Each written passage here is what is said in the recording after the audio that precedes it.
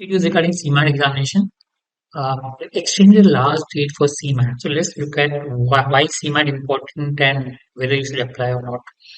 Well, been training since more than 23 years for different entrance examination.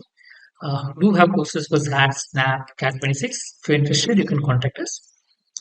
Now, basically, CMAT, if you look at, is for management colleges. A lot of colleges do accept CMAT as an exam, but not most of the top colleges. So if you are want to do an MBA this year, definitely, and need not be from a top college, then it makes sense to write CMAT. Because I said, all the MBA courses in India need an entrance exam to get into the college. Most of the mid-tier colleges don't accept CAT or may accept CAT. They will also accept other exam because they know a lot of students don't write CAT. So in which case, the safer examination normally is CMAT.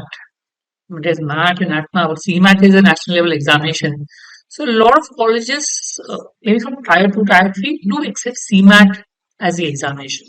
So if you're okay with doing MBA from maybe top Tier 2, Tier 3 institute, then yes, do apply to CMAT because many colleges do accept it. So if you're not, then they have extended the date. So the new date is till 24th November where they've extended.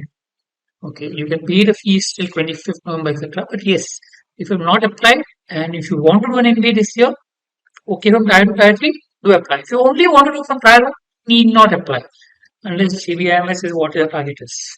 Right. Hope this helps. We'll come up with videos that will help you with regards to preparation. Subscribe to our channel if you plan to do an MBA.